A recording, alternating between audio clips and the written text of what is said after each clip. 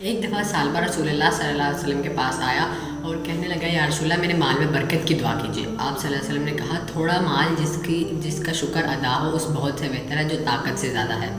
اس نے پھر کہا کہ یا رسول اللہ دعا کیجیے، تو آپ صلی اللہ علیہ وسلم نے اسے سمجھانے کے لیے کہا دیکھو تم چاہتے ہیں کہ جس حال میں اللہ کے رسول ہے تم بھی اس حال میں رہو، اللہ اگر میں چاہتا تو پہاڑ سونے اور چاندی کے بن جاتے اور میرے ساتھ ساتھ چلتے۔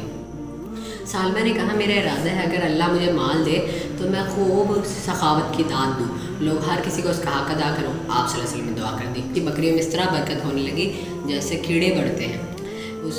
اس کی بکریوں کے لیے مدینہ شریف تنگ پڑ گیا، پھر اسے کھلے میدان میں نکلنا پڑا، پھر صرف عصر اور ظہر جماعت کے ساتھ ہوتی، باقی ساری اکیلے پڑھنے پڑتی۔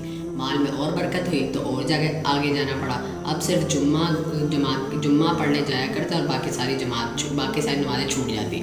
اور زیادہ برکت ہوئی تو جنگل میں نکلنا پڑ گیا، اور آخر میں یہ نتیجہ ہوا کہ اب کوئی بھی نماز نہ پڑھتے، آتے جاتے لوگوں سے صرف یہی پوچھ لیتے کہ اس دفعہ رسول اللہ نے جمعے میں کیا بتایا۔ ایک دفعہ رسول اللہ نے لوگوں سے اس کے بارے میں دریافت کیا تو انہوں نے حال بتایا تو آپ صلی اللہ علیہ وسلم نے افسوس کا اظہار کیا۔ پھر زکوٰۃ کے آیت نازل ہوئی اور زکوٰۃ کے احکام بتائے گئے۔ پھر آپ صلی اللہ علیہ وسلم 2 صحابہ کو تحصیلدار بنا کر لوگوں کے پاس بھیجا اور سالبہ کے پاس بھیجا اور ایک چٹھی لکھ کر دی۔ صحابہ سب سے پہلے سالبہ کے پاس گئے اور اس کو چٹھی پڑھے تو اس نے کہا واہ واہ یہ تو جزیے کی بہن ہے، اب جو کافروں سے لیا جاتا تھا مسلمانوں سے بھی لیا جائے گا، تم لوگ آگے سے ہو کے آؤ، پھر میں بعد میں اس کا دیکھتا ہوں۔ وہ لوگ پھر آگے سلمہ کے پاس گئے۔ سلمہ نے جیسے ہی آپ صلی اللہ علیہ وسلم کا خط پڑھا تو وہ اپنے مال کے پاس گیا اور اپنے مال میں سے 2 اچھے اونٹ نکال کر لایا۔ صحابہ نے کہا نہ یہ ہماری ضرورت کی ہے اور نہ ہی تمہارے کو دینا فرض ہے۔ تو سلمہ نے کہا میں خود چاہتا ہوں کہ اللہ کی راہ میں اپنی اچھی چیز ہوں۔ واپسی پہ وہ سالبہ کے پاس دوبارہ آیا، سالبہ نے پھر وہی ٹال مٹول باتیں کی کہ یہ تو جزیہ ہے جو کافروں سے لیا جاتا ہے، ہم نہیں دے رہے، تم لوگ جاؤ میں اس کے بارے میں سوچوں گا۔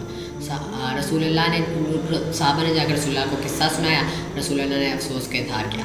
پھر یہ آیت نازل ہوئی وَمِنْهُمْ مَنْ آحَدَ اللَّهَ لَئِنْ آتَانَا مِنْ فَضْلِهِ لَنَصَّدَّقَنَّ وَلَنَكُونَنَّ مِنَ الصَّالِحِينَ فَلَمَّا آتَاهُمْ مِنْ فَضْلِهِ بَخِلُوا بِهِ وَتَوَلَّوْا وَهُمْ مُعْرِضُونَ۔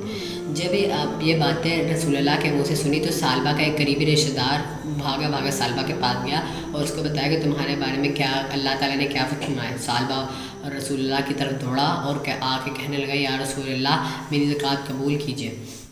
آپ صلی اللہ علیہ وسلم نے کہا کہ اللہ نے مجھے تمہاری زکوٰۃ لینے سے منع کر دیا۔